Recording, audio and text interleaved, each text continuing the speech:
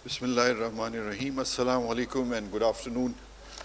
आप सब हजरात का बहुत शुक्रिया इस post monetary policy committee press conference में आने का। As per usual practice governor साहब पहले मॉनेटरी पॉलिसी का ऐलान करेंगे और उसके पीछे अहम नुकात बयान करेंगे और इसके बाद फिर क्वेश्चन एंड आंसर होगा। But sir, before we start the proceedings मैं तिलावत से आगाज़ करूँगा। औज़ु बिल्लाहि मिनश्शैतानिर्रजीम, बिस्मिल्लाहिर्रहमानिर्रहीम। कुल हुवल्लाहु अहद, अल्लाहुस समद, लम यलिद व लम यूलद व लम यकुल लहू कुफुवन अहद। सदक़ल्लाहुल अज़ीम। Sir, over to you for the statement please. बिस्मिल्लाहिर्रहमानिर्रहीम। सबसे पहले तो आप सब लोगों की आमद का बहुत शुक्रिया। आज मॉनेटरी पॉलिसी कमेटी का इजलास हुआ और उसमें जैसा कि हम हर दफ़ा करते हैं कि उसमें जो करंट सूरत हाल है इकानमी में और उस पर डिस्कशन हुआ और साथ में मॉनेटरी पॉलिसी के रिलेटेड जो हमारे जो पैरामीटर्स होते हैं उनको रिव्यू किया गया और उसके बाद कमेटी ने अपना फ़ैसला जो है वो उसको डिसाइड किया कि क्या रेट होना चाहिए। तो पहले मैं रेट बता देता हूँ ताकि स्पेकुलेशन उस पर ख़त्म हो जाए और फिर उसके बाद उसके रैशनल। तो कमेटी ने आज फ़ैसला किया कि पॉलिसी रेट जो है वो मौजूदा सतह पे बरकरार रखा जाए। आपको पता है कि इस वक्त जो हमारा पॉलिसी रेट है वो 11.5% है और उसी के ऊपर मॉनेटरी पॉलिसी कमेटी ने इसको उसी लेवल के ऊपर कंटिन्यू करने का फ़ैसला किया और नेक्स्ट MPC मीटिंग तक। उसकी बहुत सारी वजूहात हैं, लेकिन थोड़ा सा मैं आपको बैकग्राउंड बता देता हूँ और अपडेट दे देता हूँ। और उसके साथ साथ आपको अगर याद हो तो हर दफ़ा जब हम जनवरी और जुलाई के अंदर कमेटी की मीटिंग करते हैं तो उसमें साथ हम अगले साल की या अगले 6 माह की प्रोजेक्शंस भी देते हैं कि हमारे ख्याल में, स्टेट बैंक के ख्याल में कि नेक्स्ट ईयर में जो इकानमी है उसकी ग्रोथ का लेवल क्या होगा, इन्फ्लेशन का क्या आउटलुक होगा और साथ में जो हमारा एक्सटर्नल अकाउंट है उसकी क्या सिचुएशन रहेगी। तो इसके ऊपर भी जो हमने जो असेसमेंट की है वो भी मैं आपके साथ शेयर कर लूँगा और उसके बाद आपके अगर कोई सवाल होंगे तो उनके जवाब दे दूँगा। तो सबसे पहले आज के डिसीजन के बारे में कि उसमें एक तो अगर आप देखें तो इन्फ्लेशन का जो पिछले साल में ट्रेंड था, ख़ासकर जो पहला हाफ है तो उसमें इन्फ्लेशन जो है वो आहिस्ता आहिस्ता नीचे आ रहा था, महंगाई का तनासब जो है नीचे आ रहा था और ये सिलसिला जो है वो बिल्कुल ठीक चल रहा था। लेकिन साथ में फिर मार्च के शुरू में हमारा जो मिडल ईस्टर्न्स जो क्राइसिस आए और उसके नतीजे में पेट्रोलियम प्राइसेस और दूसरी कमोडिटी प्राइसेस के ऊपर इम्पैक्ट आया और उसका हमारे जो डोमेस्टिक जो सिचुएशन है उसके ऊपर भी असर हुआ। सो अगर आप देखें जुलाई से लेके फरवरी तक तो हमारा एवरेज इन्फ्लेशन जो है वो 5.5% था, 5.5%। तो 5.5% का मतलब ये था कि ये हमारी जो रेंज है, जो गवर्नमेंट ने जो इन्फ्लेशन का टारगेट रखा हुआ है और स्टेट बैंक ने भी उसी को अडॉप्ट किया हुआ है, तो वो 5 से 7% के दरमियान है। तो 5.5% एवरेज इन्फ्लेशन जो जुलाई से फरवरी के दरमियान था। तो ये हमारी जो हमारा जो टारगेट हमने रखा हुआ उसके बिल्कुल एंड बल्कि उससे निचली सतह की तरफ था। लेकिन फिर जो है वो मार्च के शुरू में जो ये मिडल ईस्टर्न सिचुएशन जो उससे रिलेटेड डेवलपमेंट्स हुई और उसकी वजह से जो है वो पेट्रोलियम प्राइसेस इंटरनेशनल मार्केट में बढ़ी और दूसरे जो उसके असरात आए, शिपिंग कास्ट बढ़ी और दूसरी चीज़ें, तो उसकी वजह से इन्फ्लेशन जो है वो उसके ऊपर इम्पैक्ट आना शुरू हुआ और आहिस्ता आहिस्ता फिर इन्फ्लेशन जो है वो बढ़ना शुरू हो गया और इसका जो लेवल है पिछले महीने वो 11.1% था। उससे पहले मई में 11.7% था। तो 11.7 थे, ये 11.1% पे आ गया जून में और अब हम उम्मीद करते हैं कि आगे सूरत हाल बेहतर अगर रहती है और उसमें कोई मज़ीद एस्केलेशन नहीं होती तो इंशाल्लाह ये 1-2 माह के बाद फिर नीचे की तरफ शुरू हो जाएगा। इस महीने भी जुलाई में इसमें रिडक्शन आएगी, अगले महीने थोड़ा बहुत शायद उसी लेवल पे रहेगा और उसके बाद 1-2 महीनों के बाद फिर ये नीचे जाना शुरू हो जाएगा।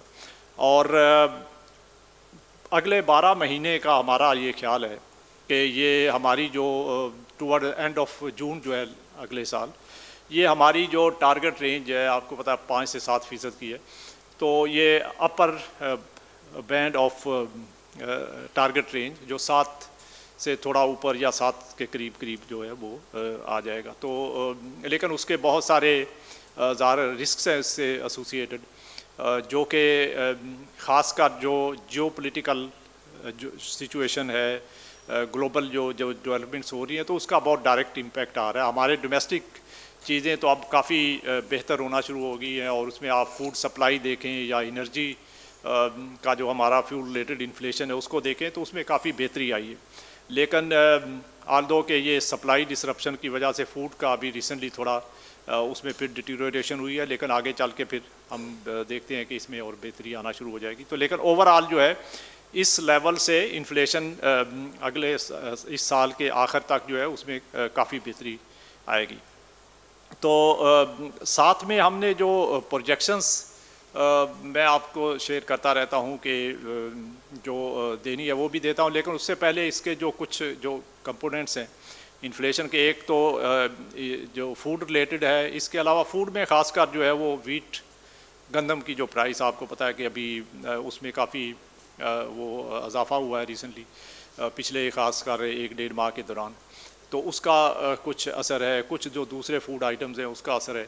तो ये मिल के सारा इसका जो इसको नीचे आने से अभी इसने रोका है, लेकिन आगे चल के इसमें बेहतरी आ जाएगी।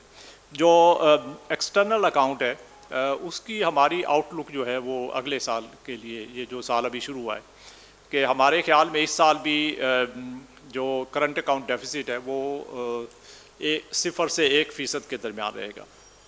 आपको याद है कि पिछले साल भी हमने यही रेंज रखी थी और जो एक्चुअल जो उसका जो लेवल आया है साल अभी जो ख़त्म हुआ है उसमें फिस्कल ईयर 2026, तो वो तकरीबन $139 मिलियन, बिल्कुल बहुत ही छोटा सा इन्फ्लेशन का लेवल है, सिर्फ $139 मिलियन, जो कि 3 साल या 4 साल पहले जो लेवल था उससे बहुत बेहतर है।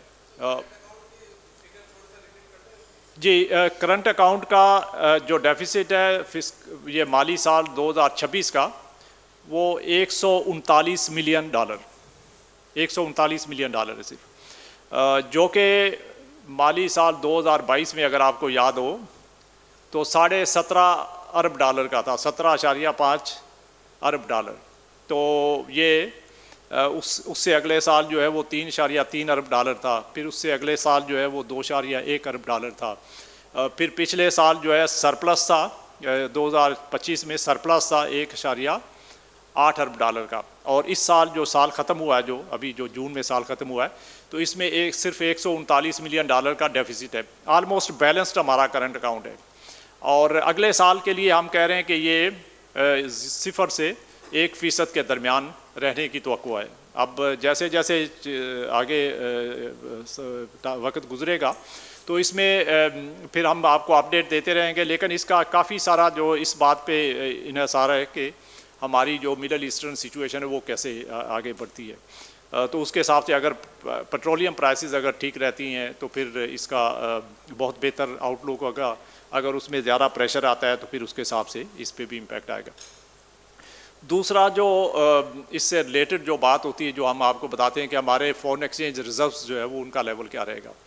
तो फॉरेन एक्सचेंज रिज़र्व का पहले हमने आपको दिसंबर का जो नंबर दिया हुआ है, तो दिसंबर 2026 में हमने ये कहा था आपको पिछली दफ़ा जब हमारा डिस्कशन हुआ था आपसे कि हमारे रिज़र्व $20 बिलियन 2020, तो आसानी के लिए हमने एक नंबर रखा था जो कि 31 दिसंबर 2026 तक होंगे $20.2 अरब। तो अभी भी हम इस बात को मैं रिपीट कर रहा हूँ कि ये इंशाल्लाह $20.2 अरब जो है वो हम अचीव करेंगे ये लेवल दिसंबर तक। और उसके बाद फिर इसमें मज़ीद आगे इजाफ़ा होता रहेगा। डिस्पाइट ये जो हमारी जो सिचुएशन है, ग्लोबल जो डेवलपमेंट्स हो रही, तो उसके बावजूद भी इसमें इंशाल्लाह बेहतरी आएगी। और साथ साथ जो हमारे जो रेमिटेंसेस हैं उसमें भी इजाफ़ा होगा। अभी जो साल ख़त्म हुआ है तो इसमें हमारे रेमिटेंसेस 41.6 अरब डॉलर थे। तो 41.6 अरब डॉलर से बढ़ के अब हमारा ख्याल ये है कि ये जो साल शुरू हुआ है इसमें हमारे रेमिटेंसेस जो हैं वो 44 अरब डॉलर के होंगे। तो तकरीबन इसमें 2.4 अरब डॉलर का इजाफ़ा होगा। तो ये कि इसके बावजूद है कि बहुत सारे लोग ये उनके ख्याल में ये लग रहा था उनको कि शायद हमारे रेमिटेंसेस में जो है वो कमी आएगी, तो लेकिन हमारा स्टेट बैंक का जो ख्याल है कि इसमें ऐसा नहीं होगा, इंशाल्लाह ये मज़ीद बढ़ते रहेंगे। और इसी की वजह से हमारा करंट अकाउंट डेफिसिट जो है वो भी एक मुनासिब सतह पर रहेगा और साथ साथ जो है वो हमें अपने रिज़र्व को बिल्ड अप करने का भी मौका मिलेगा। और हमारी जो इंपोर्ट्स हैं उनकी जो के लिए जो फाइनेंसिंग रिक्वायरमेंट्स है वो भी हम उसमें जो है वो उसको मीट कर पाएंगे, क्योंकि हमारे दो ही जो सोर्सेज होते हैं जिनके ज़रिए हम अपना फॉरेन एक्सचेंज की रिक्वायरमेंट पूरी करते हैं। एक तो जो मेजर सोर्सेज हैं, एक तो रेमिटेंसेस है, दूसरा एक्सपोर्ट्स है।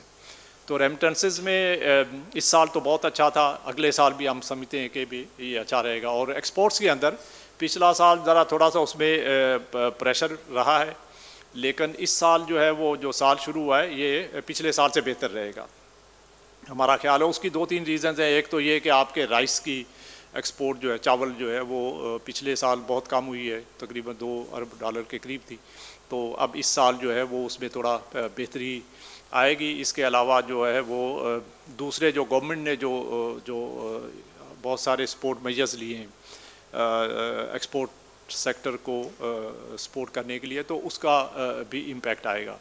और साथ साथ में जो है वो हमारा जो बाकी के फूड आइटम्स हैं उसमें भी हम समझते हैं कि उसके एक्सपोर्ट्स में थोड़ा सा बेहतरी आएगी। तो ये सब मिलके, और textile related high value added जो, तो ये सब मिलके इसमें इसका लेवल जो है वो थोड़ा बेहतर होगा। बहुत ज़्यादा हमें नहीं लगता कि इसमें इम्प्रूवमेंट आएगी, लेकिन कुछ बेहतर आएगा।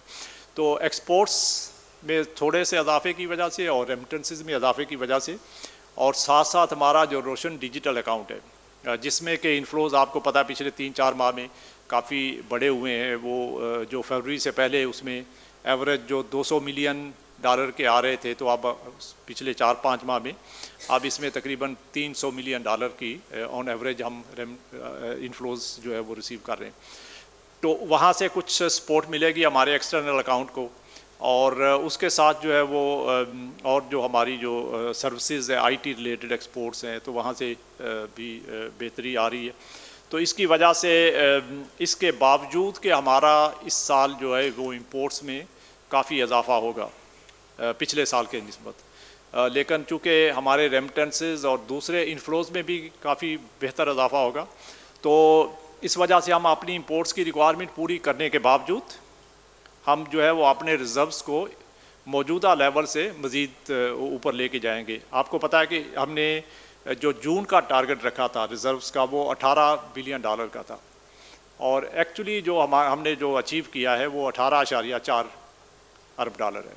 तो हमारे टारगेट से भी 400 मिलियन डॉलर ज़्यादा के हमारे रिज़र्व्स में इजाफा हुआ है, और ये अगले साल, ये जो अभी साल शुरू हुआ इसमें भी ये सिलसिला जो है वो जारी रहेगा।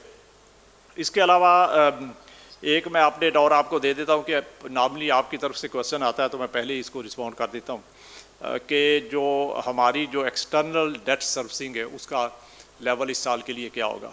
तो अगर आपको याद हो तो पिछले साल हमारा जो ये साल जो ख़त्म हुआ है 2026, इसमें हमारा टोटल जो हमने डेट, मैं फॉरेन डेट की बात कर रहा हूँ, गैर मुल्की कर्जा, उसकी जो हमने पेमेंट्स करनी थी वो 26.5 अरब थी, जिसमें से कि 22.5 के करीब जो है वो हमारी जो प्रिंसिपल अमाउंट था, और कोई 4 बिलियन के करीब उसमें इंटरेस्ट का कंपोनेंट था। तो मिल के 26.5 के करीब हमने पे करना। तो जो कि सारे का सारा सेटल हुआ, उसमें रोल ओवर भी हुआ, उसमें ये कुछ रीफाइनेंस हुआ। तो ये सब करने के बावजूद भी हमारे रिजर्व्स जो है वो $13 बिलियन से बढ़ के $18 बिलियन से ऊपर हो गए। तो तकरीबन $5 अरब का हमने पिछले साल में अपने रिजर्व्स में इजाफा किया, अपने सारे गैर मुल्की कर्जे जो है वो उनको वापस करने के बाद। तो इस साल जो हमारी डेट सर्विसिंग जो टोटल जो हमने पे करना है वो उसमें कमी हुई है, और उसकी बहुत सारी रीज़न्स है। लेकिन पहले मैं आपको नंबर बता देता हूँ कि इस साल जो 2027 का जो माली साल है, इसमें हम टोटल जो है वो तकरीबन $21 अरब जो है, 21.5 अरब डॉलर जो है वो टोटल हमारी डेट सर्विसिंग होगी। और इस 21.5 में तकरीबन 3.5 के करीब जो है वो हमारा जो है वो सूद होगा, और बाकी का जो है वो $17 बिलियन के करीब, 18 बिलियन से थोड़ा कम जो है वो हमारा जो है वो प्रिंसिपल अमाउंट होगा। तो इस प्रिंसिपल में से कोई बड़ा अमाउंट, एक बड़ा पार्ट जो है वो रोल ओवर होगा, जो कि हमारे बाइलेटरल जो हमारे फ्रेंडली कंट्रीज़ के जो डिपॉजिट्स हैं वो रोल ओवर हो जाएंगे। और इसके साथ साथ कुछ हमने जो कमर्शियल बैंकों से लॉन्ग टर्म फाइनेंसिंग ली हुई है तो वो रीफाइनेंस हो जाएगी। तो उसको जब हम हटा देते हैं, ये तकरीबन मिलके कोई 10 बिलियन से ऊपर थोड़ा बन जाएगा। तो उसको जब हम निकाल देते हैं तो बाकी जो एक्चुअली हमें जो प्रिंसिपल रीपे करना पड़ेगा वो कोई 7 बिलियन से थोड़ा ऊपर होगा, ठीक है। और साथ में जो उसके अलावा सूद होगा। तो ये आप देखें कि जो पहले हमारा रीपेबल अमाउंट पिछले साल जो एक्चुअली हमने पे किया वो कोई 11 बिलियन के करीब था। तो 11 बिलियन से कम होके ये अब रीपेबल इस साल जो है 7 बिलियन से थोड़ा ऊपर आ जाएगा। तो इसलिए 3.5-4 बिलियन की तो हमारी डेट सर्विसिंग एक्चुअली इस साल में उसमें कमी आई है। और उसकी जो बड़ी वजह है कि एक तो हमने कुछ हमारे रोल ओवर्स हुए हैं, लेकिन उसके अलावा हमने जो कर्जे लिए हैं उनके ऊपर जो हमारा जो इंटरेस्ट पेमेंट्स हैं उसमें कमी आई है। हमारी डेट सर्विसिंग कास्ट एक्चुअली आपने देखा ना, जैसे मैंने आपसे अर्ज़ किया कि अभी हमारा पिछले साल जो सूद था वो $4 अरब था, इस साल का सूद जो है वो $3.5 अरब से कम होगा। तो तकरीबन आधा अरब हमने जो है वो ये सूद से सेव किया और बचत उसकी की है। और इसके अलावा बाकी जो है वो हमारी जो कमर्शियल बोरिंग है उसको हमने रिप्लेस किया है लॉन्ग टर्म बोरिंग से।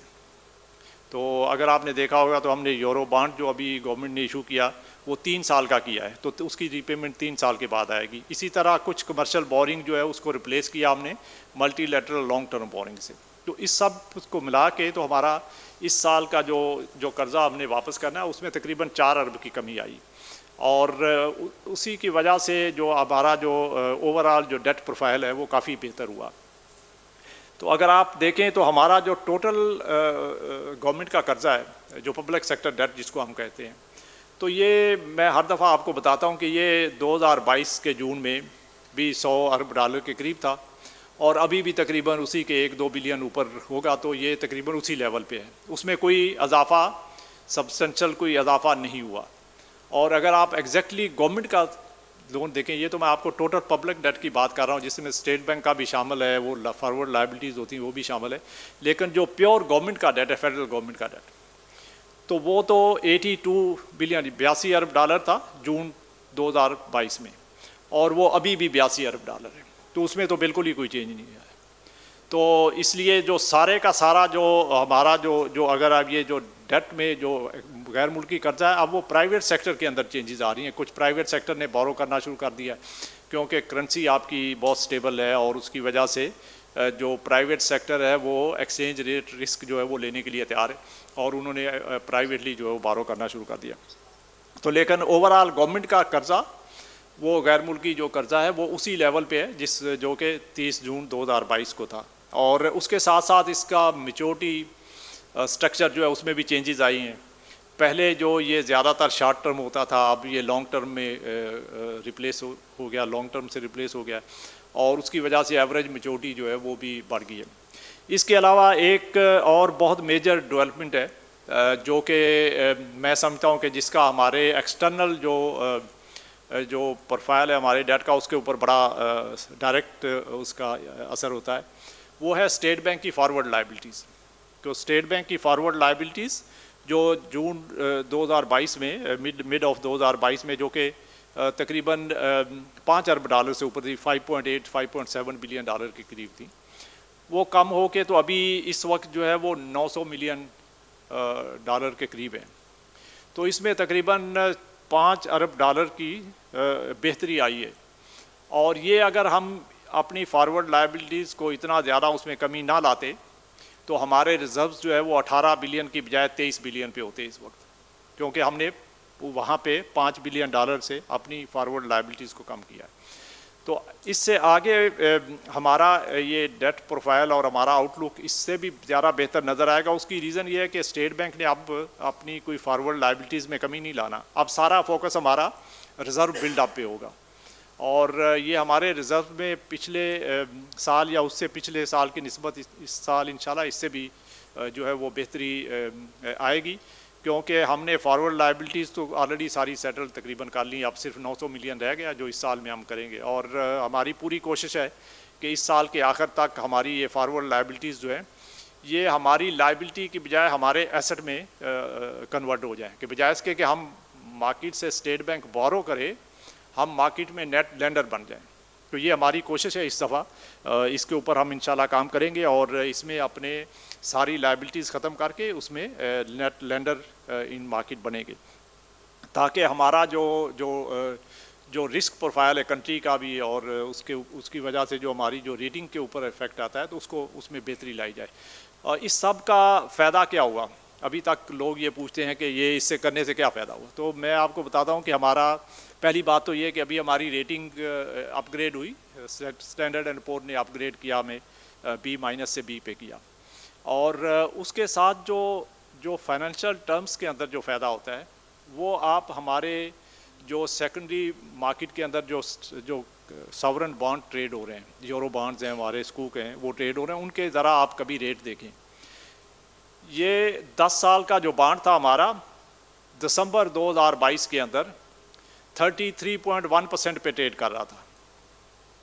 उसके ऊपर यील्ड जो रेट समझ जो इफेक्टिव रेट जो जिस पे हम ये जो आपकी रेट जिस पे आप बोरो कर सकते हैं, वो रेट जो उसकी कॉस्ट थी वो 33% से भी ज़्यादा थी।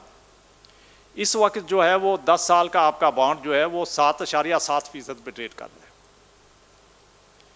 तो आप देखें कि 33% से कम होके सिर्फ 7.7% पे आ गया। और ये क्यों, किस तरह हुआ मुमकिन? ये इसी वजह से हुआ कि गवर्नमेंट का डेट जो है वो मोर और लेस सेम लेवल पे है, उसका मैच्योरिटी स्ट्रक्चर प्रोलॉन्ग हो गया है, उसकी डेट एनुअल डेट सर्विसिंग कम हो गई है, स्टेट बैंक की फॉरवर्ड लायबिलिटीज़ बहुत ही कम हो गई हैं, हमारे रिज़र्व्स जो है वो 6 गुना से भी ज़्यादा बढ़ गए।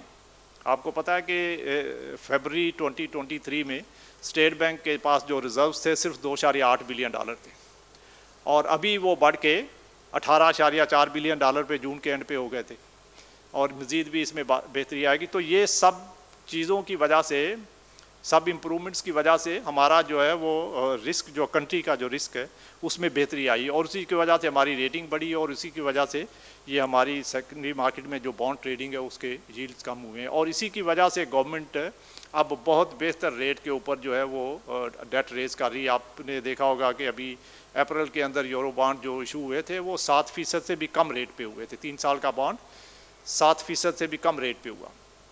और अब इसमें रेटिंग चूँकि बेहतर होगी तो उसकी वजह से और भी बेहतरी इसमें आएगी।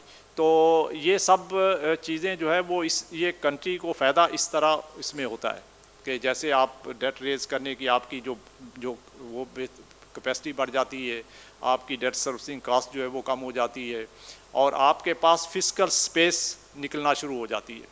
आप देखें कि जो 2025 का साल था उसमें जो सूद के ऊपर जो पेमेंट्स, जो सूद गवर्नमेंट ने पे किया वो 8.9 अरब डॉलर था, 8.9 अरब रुपए था टोटल, जो मुल्की और गैर मुल्की कर्जे के ऊपर मिला के, सॉरी ट्रिलियन डॉलर था, 8.9 ट्रिलियन रुपीज़। तो अभी जो 2026 का माली साल है उसमें हमारी जो सूद की जो अदायगी के लिए जो खर्चा गवर्नमेंट का आया है वो 6.9 ट्रिलियन रुपए है। तो ये तकरीबन 2 ट्रिलियन रुपए की गवर्नमेंट को बचत हुई है क्योंकि हमारे जो गैर मुल्की कर्जे हैं उनके ऊपर सूद कम हुआ और हमारे जो मुल्की कर्जे हैं उनके ऊपर सूद कम हुआ। तो इससे फिस्कल स्पेस गवर्नमेंट के पास निकली और उन्होंने बाकी काम भी अपने करने शुरू किया। और आप देखें कि गवर्नमेंट का जो फिस्कल साइड के ऊपर भी गवर्नमेंट ने जो बहुत सारे अपने जो मेजर्स लिए हैं उसकी वजह से हमारा फिस्कल जो है वो अकाउंट इस वक्त जो है वो प्राइमरी सरप्लस है। तकरीबन पिछले साल 2.5% था, इस साल का बजटेड जो है वो 2% है। इसी तरह हमारा बजट डेफिसिट जो है ओवरऑल पिछले साल 3% था, इस साल भी गवर्नमेंट ने उसमें बहुत हिस्टोरिक हमारी जो एवरेज रही है उससे बहुत कम इस साल भी रखा है। तो इसकी वजह से आपके जो फिस्कल साइड है उसमें भी बेहतरी आई और मॉनेटरी साइड का प्रूडेंट स्टांस है उसके नतीजे में इन्फ्लेशन भी अभी कंट्रोल में है। इसके बावजूद के ग्लोबल सिचुएशन जो है वो बहुत उसमें रिस्क्स बढ़ गए हैं और साथ साथ जो है वो ग्लोबल लेवल के ऊपर इन्फ्लेशन जो है वो भी बढ़ गया है, बॉन्ड यील्ड्स भी बढ़ गई हैं, लेकिन उसके बावजूद हमारे जो है वो बेहतर है। अब मैं बस आखिर में ज़रा ग्रोथ की बात कर लेता हूँ, जीडीपी ग्रोथ, और उसके बाद फिर आपके क्वेश्चंस जो है वो लूँगा। तो जीडीपी ग्रोथ जो है वो पिछले साल जो है वो अभी तक का जो पाकिस्तान ब्यूरो ऑफ स्टैटिस्टिक्स ने जो अंदाज़ा दिया हुआ है कि ये 3.7% के करीब पिछले साल का ग्रोथ है। और उससे पिछले साल अगर आपको याद हो तो 3.2% था। तो 3.2% 2025 में था, 2026 में बढ़ के 3.7% हो गया। हमारे ख्याल में जब ये अभी इसका रिवाइज्ड एस्टीमेट आएगा तो अभी इससे बेहतर ये और भी बेहतर इसमें रिवीजन होगी और ये थोड़ा और बेहतर हो जाएगा। और ये स्टेट बैंक ने जो आपको जो इस साल की जो साल ख़त्म हुआ है उसकी जो प्रोजेक्शन दी हुई थी 3.75 से 4.75, तो ये उसके दरमियान आ जाएगा। और लेकिन ये ग्रोथ लोअर साइड पे हमारे ख्याल में रही है और उसकी बड़ी वजह जो है वो ये मिडल ईस्टर्न सिचुएशन है। अगर आप पहले 3 क्वार्टर को देखें, जो जुलाई 2025 से लेके मार्च 2026 तक, ये 9 माह जो 3 क्वार्टर बनते हैं, इसमें एवरेज ग्रोथ जो है वो 4% रही है। तो 4% ग्रोथ जो है अगर, और हमारे ख्याल में चौथे क्वार्टर में उससे भी बेहतर ग्रोथ होनी थी और उसी की वजह से हम सब मिले थे कि हमारी ओवरऑल ग्रोथ जो है वो 4% से ऊपर रहेगी। लेकिन हमारा जो एस्टीमेट था 4.1 4.2 के दरमियान था। तो लेकिन ये मिडल ईस्टर्न सिचुएशन जब डेवलप हुई तो उसके बाद जो है वो इकानमी में थोड़ा एक्टिविटी स्लो हुई और उसकी वजह से हमारा जो लास्ट क्वार्टर का ग्रोथ है ये अभी जो पीबीएस ने एस्टीमेट किया ये 2.9% था, जो कि जिसकी वजह से कि पूरे साल की ग्रोथ जो है वो कम हुई। लेकिन इस साल जो है, मैंने जैसे पहले भी अर्ज़ किया कि इस साल हमारे ख्याल में ग्रोथ जो है वो पिछले साल से कुछ बेहतर रहेगी। लेकिन हमने जो रेंज दिया है वो 3.5 से 4.5% का दिया है और इसी के दरमियान हमें तवक्को है कि ग्रोथ रहेगी। और इसमें इंडस्ट्री को अगर आप देखें तो उसने अच्छा परफॉर्म करना शुरू कर दिया, सर्विसेज सेक्टर भी अच्छा कर रहा है। और लेकिन जो एग्रीकल्चर है उसके ऊपर थोड़ा सा ग्रोथ जो है वो अभी भी कम है। अगर हमारा एग्रीकल्चर में बेहतरी आ गई और ये जो हमारी जो क्लाइमेट रिलेटेड रिस्क्स हैं और जो मौसम के असरात हैं, ये ज़रा अगर इसमें कोई बहुत मेजर कोई फ्लड्स और कोई इस तरह की डिसरप्शंस ना आए तो इंशाल्लाह एग्रीकल्चर में कुछ बेहतरी आ गई तो ये ग्रोथ का लेवल जो है वो बेहतर रहेगा। लेकिन इन एनी केस ये 3.5 से 4.5 के दरमियान हम इस साल के लिए एक्सपेक्ट कर रहे हैं।